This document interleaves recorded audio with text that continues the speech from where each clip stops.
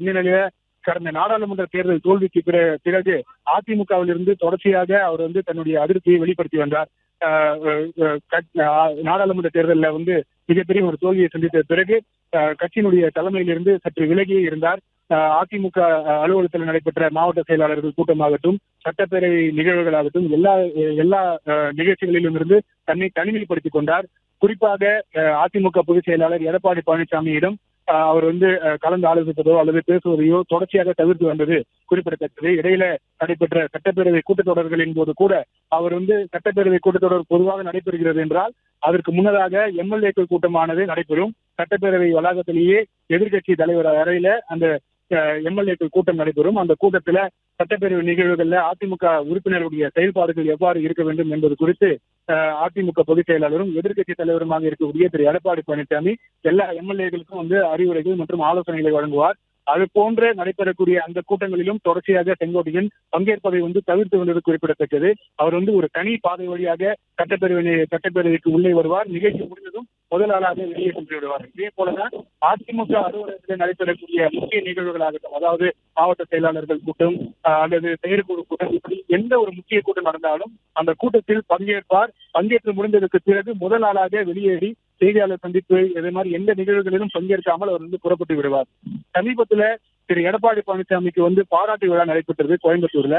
அந்த பாராட்டு விழாவில் அங்க வைக்கப்பட்டிருக்கக்கூடிய பேனர்ல ஜெயலலிதா படம் இடம்பெறவில்லை என்ற ஒரு காரணத்தை சொல்லி அந்த கூட்டத்தை பங்கேற்பதை வந்து திரு செங்கோட்டையன் வந்து தவிர்த்தார். அதே போல சமீபத்துல மக்களை காப்போம் தமிழகத்தை மீட்போம் என்ற பெயர்ல எடப்பாடி பழனிசாமி தமிழ்நாடு முழுவதும் 2026 சட்டப்பேரவை தேர்தலுக்கான பிரச்சாரத்தை தொடங்கிவிட்டார். அந்த பிரச்சாரத்தை தொடக்க விழாவுக்கு சேலத்தில் இருந்து ஈரோடு கடந்துதான் அவர் வந்து கோயம்புத்தூருக்கு சென்றார். கோயம்புத்தூர்ல மேட்டுப்பாளையம் தொகுதியில் இருந்துதான் அந்த சுற்றுப்பயண நிகழ்ச்சியானது தொடங்கியது. பொதுவாக ஒரு முக்கிய தலைவர் கட்சியினுடைய பொதுச் செயலாளர் ஒரு மாவட்டத்துக்கு உள்ளே வருகிறார் என்றால் அந்த மாவட்டத்தினுடைய எல்லையில முக்கிய நிர்வாகிகள், அந்த குறிப்பிட்ட அந்த மாவட்டத்தை சேர்ந்த முக்கிய நிர்வாகிகள், சட்டமன்ற உறுப்பினர்களாகட்டும், மாவட்ட செயலாளர்கள், நாடாளுமன்ற உறுப்பினர்கள் அல்லது முன்னாள் சட்டமன்ற உறுப்பினர், இப்படி முக்கிய பொறுப்புகள் இருப்பவர்கள் பொதுச் செயலாளரை வரவேற்பார்கள். ஆனால் ஈரோடை கடந்து எடப்பாடி பழனிசாமி செல்லும் பொழுது கூட செங்கோட்டையன் திரு எடப்பாடி பழனிசாமியை வரவேற்பதற்காக அவர் வந்து வரவில்லை. இப்படி தொடர்ச்சியாக தான் வந்து கட்சியினுடைய தலைமை மீது அதிருப்தியில் இருக்கிறேன் என்று வெளி உலகத்துக்கு தொடர்ச்சியாக அவர் வந்து வெளிக்காட்டி வந்தது குறிப்பிடத்தக்கது. கட்சி நிகழ்ச்சிகளை பங்கேற்பதை வந்து தவிர்க்கிறார். அதே போல சட்டப்பேரவை நிகழ்ச்சிகளில் அனைத்து எம்எல்ஏக்கள் கூட இணைந்து பயணிப்பதை வந்து தவிர்க்கிறார்.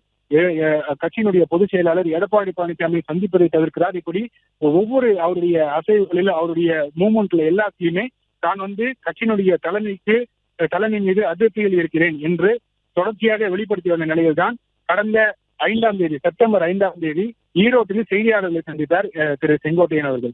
கட்சியில வந்து தனக்கு இருக்கக்கூடிய அதிருப்தியை அந்த செய்தியாளர் சந்திப்பில் வந்து வெளிப்படுத்தினார். தொடர்ச்சியாக அதிமுக பல தேர்தல்கள் வந்து தோல்வியை சந்தித்து வருகிறது. சட்டப்பேரவை தேர்தலுக்கு இன்னும் சில மாதங்களே இருக்கக்கூடிய நிலையில கட்சியிலிருந்து பிரிந்து சென்றவர்களை ஒன்றிணைக்க வேண்டியது கட்டாயமாகிறது. அவ்வாறு எல்லாரையுமே ஒன்று சேர்த்து வரக்கூடிய தேர்தலை சந்தித்தால்தான் வர இருக்கக்கூடிய சட்டப்பேரவை தேர்தலில் அதிமுக வெற்றி அடையும். இதே கோரிக்கையை அதிமுக இருக்கக்கூடிய நான் உட்பட சில முக்கிய முன்னாள் அமைச்சர்கள் எடப்பாடி பழனிசாமியை சேலத்தில் இருக்கக்கூடிய அவருடைய வீட்டில் சந்தித்து இந்த கோரிக்கையை வந்து நாங்கள் முன்வைத்தோம். ஆனால் அதனை ஏற்பதற்கு எடப்பாடி பழனிசாமி மறுத்துவிட்டார் என்ற கருத்தை, அந்த தகவலை செய்தியாளர் சந்திப்பின் போது செப்டம்பர் மாதத்தில் நடைபெற்ற செய்தியாளர் சந்திப்பின் போது அந்த தகவலை வந்து திரு செங்கோட்டையன் வெளிப்படுத்தினார். இதுவரைக்கும் நடந்ததெல்லாம் இருக்கட்டும், இனி வரக்கூடிய தேர்தலில் வெற்றி பெற வேண்டும் என்றால் கட்சியில் இருந்து பிரிந்து சென்றவர்களை ஒன்றிணைக்க வேண்டியது கட்டாயமாகிறது. அடுத்த 10 நாட்களுக்குள்ள இதற்கான நடவடிக்கை எடுக்க வேண்டும். இல்லாவிட்டால் இந்த மனநிலையில் இருப்பவர்களை ஒன்று திரட்டி அந்த பணியை நாங்கள் செய்வோம் என்று ஒரு செய்தியை வந்து அந்த செய்தியாளர் சந்திப்புல வந்து தெரிவித்திருந்தார். இந்த செய்தியாளர் சந்திப்பு நடைபெற்ற அடுத்த தினமே செங்கோட்டையன் வகித்து வந்த ஈரோடு புறநகர் மேற்கு மாவட்ட செயலாளர் பொறுப்பிலிருந்து அவர் வந்து கட்சி பொறுப்பிலிருந்து செங்கோட்டையன் விடுவிக்கப்பட்டார்.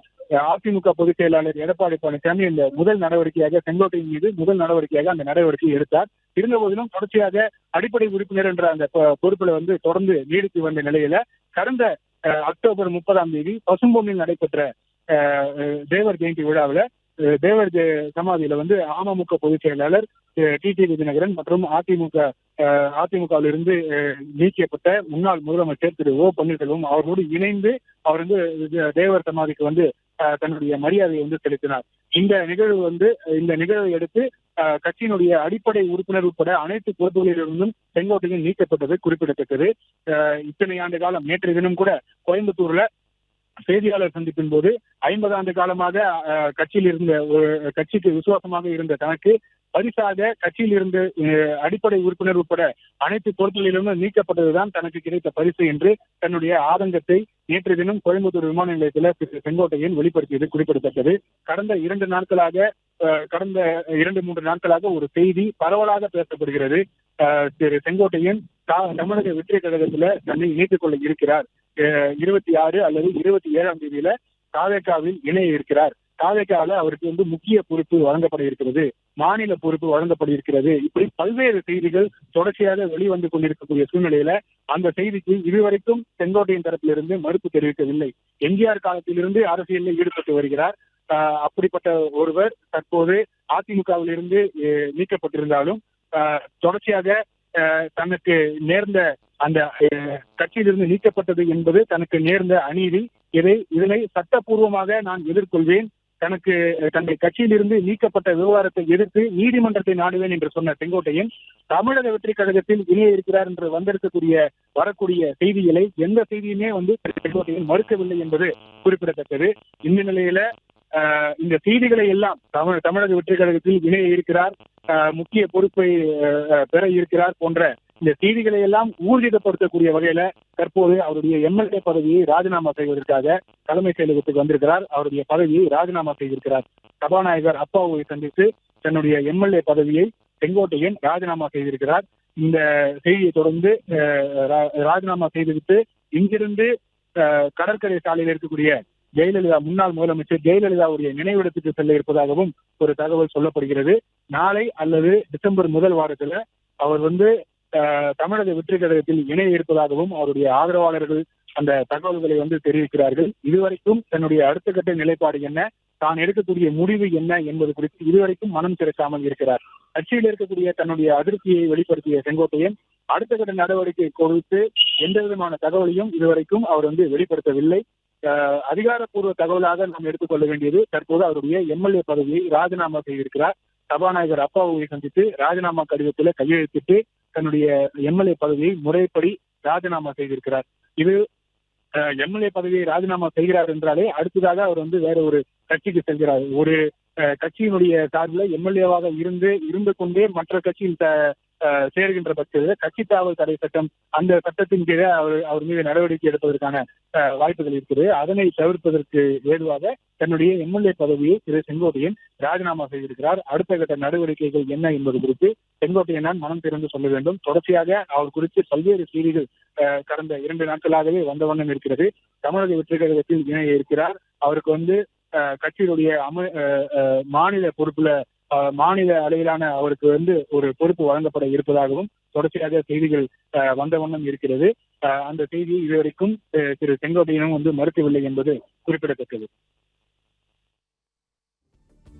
பிளே ஸ்டோர் மற்றும் ஆப் ஸ்டோரில் இருந்து பாலிமர் செயலியை QR கோடு மூலம் பதிவிறக்கம் செய்யுங்கள். செய்திகளை உடனுக்குடன் பெறுங்கள்.